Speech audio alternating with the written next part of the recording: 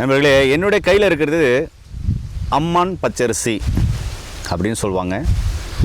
இதுக்கு நிறைய பேர்கள் இருக்குது. இது வயிற்று புண்ணு இருக்கிறவங்க காலையில் ஒரு கைப்பிடி, சாயந்தரம் ஒரு கைப்பிடி, அல்சர் கம்ப்ளைண்ட் இருக்கிறவங்க எடுத்துக்கலாம். சரி, பைல்ஸ் இருக்கிறவங்க எப்படி எடுத்துக்கலாம்? பைல்ஸ் இருக்கிறவங்க துத்தி இலையை விளக்கெண்ணையில் லைட்டாக விளக்கெண்ணெய் ஊற்றி வதக்கி சாப்பிட்டு, அந்த ஆசன வாயில் விளக்கெண்ணெய் ஊற்றி துத்தி இலையை போட்டு வதக்கி கோமணம் மாதிரி கட்டிக்கினீங்க அப்படின்னு சொன்னால் வெளி மூலம், அதுக்கப்புறம் ஃபிஷர் வெடிப்பு மூலம் சரியாகும்.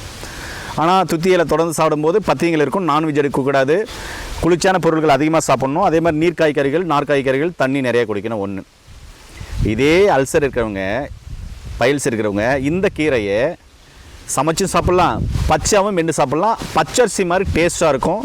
இதனுடைய பால் மிகவும் மருத்துவ குணம் வாய்ந்தது.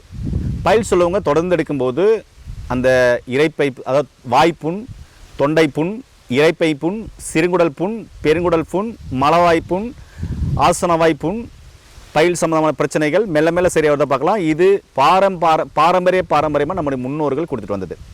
சரி, இதை கிள்ளுனா வெள்ளையாக ஒரு பால் வரும். வருதுங்களா? என் கையில் இருக்கு பாருங்கள். கிள்ளுனா வெள்ளையாக ஒரு பால் வரும். இந்த பாலை யாருக்கெல்லாம் மறு இருக்கோ அந்த மறு இருக்கிற இடத்துல தொடர்ந்து வச்சுட்டு வந்தீங்க அப்படின்னா, காலை வச்சுட்டு சாயந்தரம் கழுவிடுங்க, கழுவி தொடச்சிட்டு திருப்பி சாயந்தரம் ஒரு டைம் வைங்க. இப்படி தொடர்ந்து ஒரு வாரம் அல்லது 2 வாரம் வச்சுட்டு வந்தீங்க அப்படின்னா மறு தன்னால் உதிர்ந்துடும். அந்த இடத்துல ரொம்ப பெரிய புண்ணாகாமல் மருவை அற்புதமாக நீக்கக்கூடிய அற்புதமான மூலிகை பார்த்திங்கன்னா இந்த அம்மன் பச்சரிசி.